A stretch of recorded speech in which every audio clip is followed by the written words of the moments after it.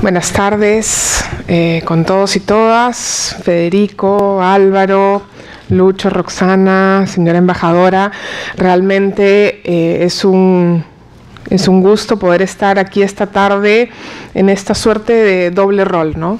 Comentábamos con Merle cómo hace 4 o 5 años organizamos el primer taller para definir cómo debería ser un programa que busque estudiar, analizar y potenciar el escalamiento de políticas públicas, ¿no? Discutimos durante horas de horas si debíamos hablar de escalamiento, de escalonamiento o de la expansión de las políticas innovadoras. Y es realmente un privilegio haber estado en el inicio y acompañarlos en este evento donde claramente no solamente hay resultados que discutir, sino en el nuevo rol que me corresponde, del otro lado de la mesa, poder comentar con ustedes la importancia de este tipo de iniciativas para el sector público. Hoy día no del lado de los que ofrecen estos conocimientos y propuestas, que ha sido mi rol durante 20 años, sino del lado de la demanda y cómo para el sector público y para la elaboración de políticas públicas este tipo de insumos se vuelven valiosos. Tengo también algunas reflexiones sobre las características que tiene que tener el producto, que es difícil para los que estamos en el lado de la oferta de empaquetar para que realmente sea útil para el sector público. El sector público es un aparato complejo que no tiene, la flexibilidad no es una de sus características, digámoslo así, ¿no? Y entonces es difícil ser innovador, es difícil ser creativo, es muy difícil experimentar, ¿no? Y es casi inaceptable equivocarse. Entonces, requerimos que muchas de esas acciones las haga el sector privado, porque el sector público, en particular un ministerio nuevo, como el que a mí me toca hoy día representar, necesita nutrirse de los aprendizajes, de las innovaciones, de las equivocaciones que hicieron otros. Entonces, en este proceso de escalamiento, poder recoger los errores, los fracasos, es casi tan importante como poder recoger esos casos exitosos que han logrado avanzar de una experiencia puntual, innovadora, pequeñita, hacia una experiencia mayor, adaptable a política pública.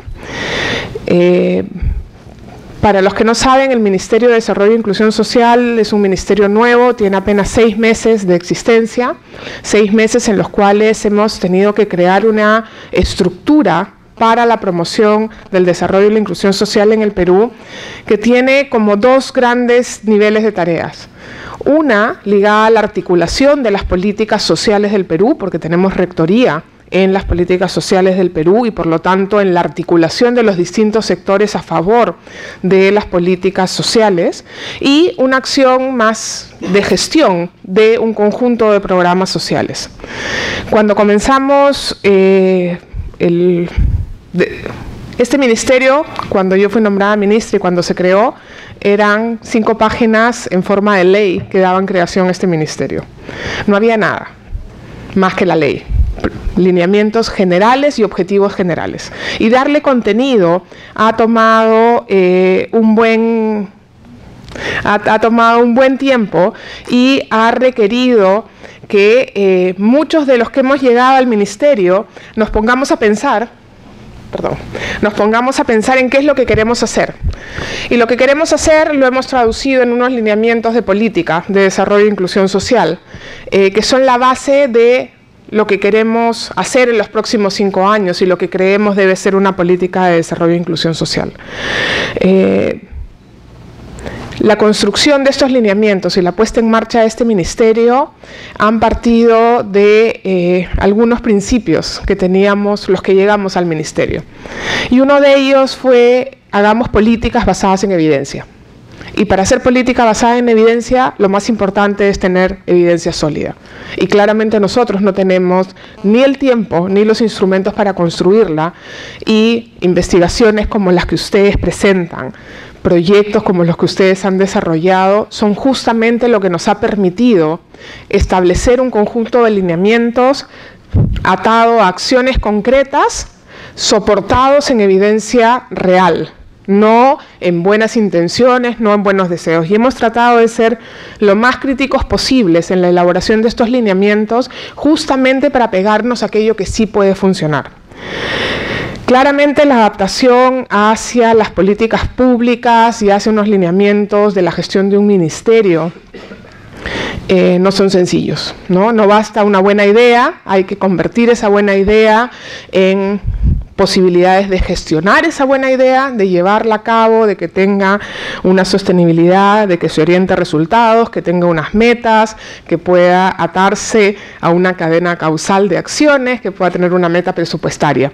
Y eso exige un trabajo arduo en el lado del sector público, pero requiere también que aquellas ideas que uno quiere recoger de los investigadores, de la experiencia de proyectos de ONGs, de la cooperación, estén también listos para ello, ¿no? Y en ese sentido nos han sido muy útiles muchas de las experiencias. Está aquí Pepe Cialer del proyecto Sierra Sur, mucho del trabajo del programa de desarrollo territorial rural con identidad cultural. Están aquí Andrea y Caro. Y entonces tenemos muchas cosas que vinieron muy avanzadas, pero también lo que encontramos es que mucho del desafío estaba todavía en no solo convertirlas en políticas y en instrumentos de política pública, sino en reconocer que en ese proceso iban a haber pérdidas y que teníamos que aceptar que habían pérdidas. Un buen ejemplo, y ustedes lo podrán discutir en esestos días, es el ejemplo del CLAR, los comités locales de asignación de recursos, una de las investigaciones apoyadas por este programa, en las cuales el mecanismo funciona muy bien desde un proyecto, funciona más o menos bien en la gestión municipal, y cuando se llevó a la política más alta del Ministerio de Economía y Finanzas no funcionaba tan bien. Se había burocratizado, se había complejizado, no tenía el potencial, ¿no? Todavía tenemos que seguir trabajando en el desarrollo de este mecanismo, pero hay claramente un proceso de escalamiento muy interesante y aleccionador. Y lo segundo es que hay una natural desconfianza entre el sector público y el sector privado. Y entonces estos procesos bien documentados, con información, con conocimiento útil para el sector público, se vuelven fundamentales para reducir estos niveles de desconfianza entre sector privado y entre sector público, así sea el sector privado un grupo de campesinos, una ONG o una empresa. Y ahí yo creo que tenemos una oportunidad muy grande de avanzar en la discusión que tengan ustedes de cómo estos estudios, estas experiencias que ustedes han documentado, deben generar productos que ayuden en esa línea para que puedan ser tomados por el sector público.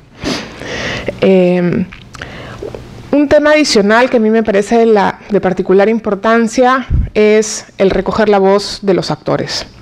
Y esta idea con la que partió este programa de recoger experiencias de innovación desde los campesinos, desde las organizaciones, desde la interacción de, entre comillas, los pobres con distintas iniciativas, es fundamental para poder adaptar las políticas públicas a la realidad de las personas, de los usuarios. Nosotros en el Ministerio hemos desterrado la palabra beneficiario y la hemos convertido en usuario, porque nosotros no beneficiamos a nadie, sino queremos que hayan usuarios de los programas que se benefician con determinadas políticas. Y para que esto suceda, necesitamos una relación con estos usuarios en la cual somos capaces de entender su lógica y poner el Estado al servicio de las iniciativas de aquellos que están invirtiendo su tiempo, sus recursos, su esfuerzo por salir adelante. El Estado debe ser un acompañante y un complemento a las actividades de los más pobres. Termino señalando cómo entra lo rural. El Ministerio de Desarrollo e Inclusión Social no es un ministerio rural. Sin embargo, sí lo es. Porque cuando uno mira la situación del Perú, efectivamente el Perú es un país que en promedio le va muy bien. Las cifras macroeconómicas son un lujo absoluto. Sin embargo, cuando vemos las brechas que hay en el Perú, encontramos que el mundo rural está lejos de ser el promedio del Perú. El desafío entonces de un Ministerio de Desarrollo e Inclusión Social no es mejorar los promedios, sino reducir las brechas. Asegurar que todos los peruanos y peruanas tengan acceso a los derechos universales que les corresponden como ciudadanos de este país, que tengan oportunidades de salir adelante, que tengan la posibilidad de desarrollar sus capacidades para también tomar ventaja de los beneficios del crecimiento, pero no solamente para tomar ventajas de ellas, sino también para colaborar con el propio proceso de desarrollo nacional. Claramente no hay desarrollo en el Perú sin desarrollo rural. Y esa es una agenda pendiente que lleva 20 o 30 años rezagada en el Perú, y hoy día es que tenemos que poner el acento en aquellos que se han quedado más atrás en estas condiciones para hacerlos avanzar más rápido y con ello reducir las brechas. La preocupación rural es una preocupación que nos obliga a una agenda de innovación. Es una preocupación que nos obliga a encontrar soluciones creativas para los problemas típicos de lo rural. Grandes distancias, mucha dispersión, elevados niveles de pobreza, multiculturalidad, multiplicidad de recursos climáticos, naturales, dotaciones de activos muy diversas, pero también la que nos exige la generación de una nueva oferta de servicios públicos y privados en ruralidad, ¿no? Muchas veces pensamos que el problema del saneamiento en áreas rurales es que es muy caro poner redes de desagüe en la zona rural. Eso es un absurdo. Tenemos que tener otra solución, una solución rural para el mundo rural, ¿no? Y para lograr estas soluciones lo que necesitamos es innovación. Y como les digo, el sector público es un mal innovador, le cuesta mucho equivocarse. Y entonces, justamente en la interacción con los innovadores, con aquellos que hacen caja de resonancia de las innovaciones, con aquellos que nos ayudan a entender las innovaciones, que nos ayudan a potenciar esas innovaciones, es que el sector público tiene que aliarse para recoger estas lecciones. Y en ese sentido, el seminario que tienen hoy día ustedes justamente es uno de los insumos centrales que debemos tener en la política pública. Como les digo, porque no se trata de hacer política pública basado en nuestra intuición, en nuestras buenas ideas, sino en evidencia concreta. Y qué mejor evidencia de quienes han estado involucrados en desarrollar estas innovaciones, en documentarlas, en discutirlas con los usuarios. Entonces, nuevamente agradecerle al IDRC, al FIDA, a las distintas instituciones que han apoyado este tipo de procesos de aprendizaje, porque claramente hoy día como demandante veo aquí un valor y un gran aporte a lo que es las políticas de desarrollo e inclusión social en el Perú.